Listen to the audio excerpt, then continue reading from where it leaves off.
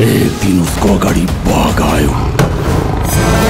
उसले बाघको पनि शिकार गर्न खोज्यो, तर बाघले उसको साम्राज्य नै सधैँदियो।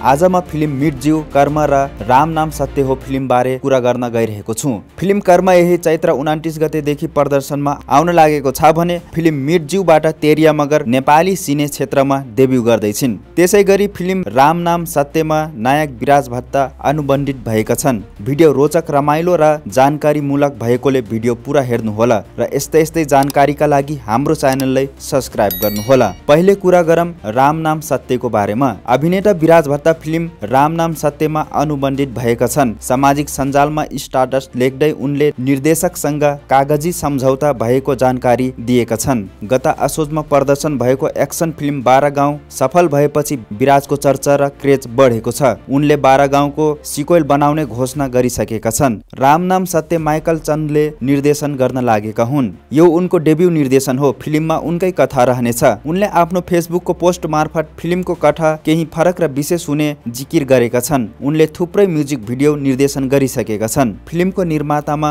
उत्तम गुरुङ, उपेन्द्र शाही र सोइटा बिमली रहेका छन्। र अब कुरा गरौँ फिल्म मिटज्यू बारे। अनिल बुढा मगरको निर्देशनमा निर्माण हुने फिल्म मिटज्यूको मुख्य भूमिकामा अभिनेता दयाहाङ राई र अभिनेत्रीको रूपमा तेरिया मगर अनुबन्धित भएका छन्। तेरिया भारतीय reality so dance India dance little मास्टरको सिजन 3 र झलक दिखलाजा सिजन 9 की विजेता तेरिया मगरले नेपाली सिने क्षेत्रमा डेब्यू गर्न लागेकी हुन्। यसअघि तेरियाले सन् 2022 को भारतीय वेब सिरिज उनकी यारी र सन् 2023 को क्याम्पस बिस्ट जस्ता वेब सिरिजमा अभिनय गरिसकेकी छिन्। उनको प्रवेशसँगै सिनेमाको चर्चा बढेको देखिन्छ। जनक घरती मगरको लगानीमा निर्माण हुने सिनेमाका लागि दयाहाङ राईले दोस्रो पटक सहकार्य गर्न लागेका हुन्। उनीहरू यसअघि यस वर्षको सुपरहिट सिनेमा घरजयमा काम गरिसकेका छन्। गत 28 असारमा प्रदर्शनमा आएको सिनेमाले 51औं दिन मनाउनुका साथै दर्शक तथा समीक्षकबाट उत्कृष्ट प्रतिक्रिया पाएको थियो। फिल्म मिटज्यूको प्रदर्शन मिति पनि तय भइसकेको छ।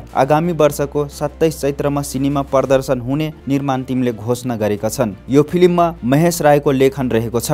निर्माण टिमले अहिले फिल्मका अरू कलाकार र फिल्मको स्टोरी बारे केही खुलाएको छैन। यो फिल्मको काम जसरी अगाडि बढ्छ त्यसरी नै यो फिल्मको जानकारी लिएर तपाईमाझ आउनेछौँ। अब बिन्जुरी पाउने बिर्से हुन्छ। अरे ए नाटा रे।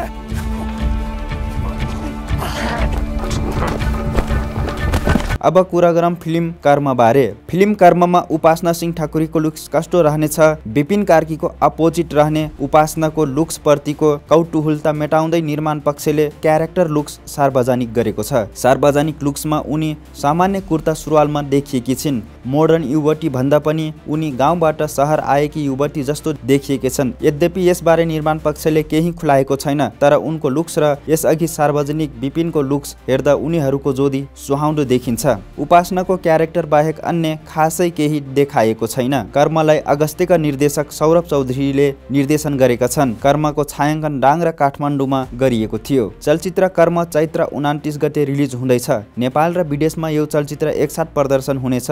हुन त चैत्र 29 गते पिताम्बर र नरसिंह अवतार पनि प्रदर्शन हुनेवाला छ। यो वर्षको नयाँ वर्षमा फिल्म महोत्सव हुने देखिन्छ।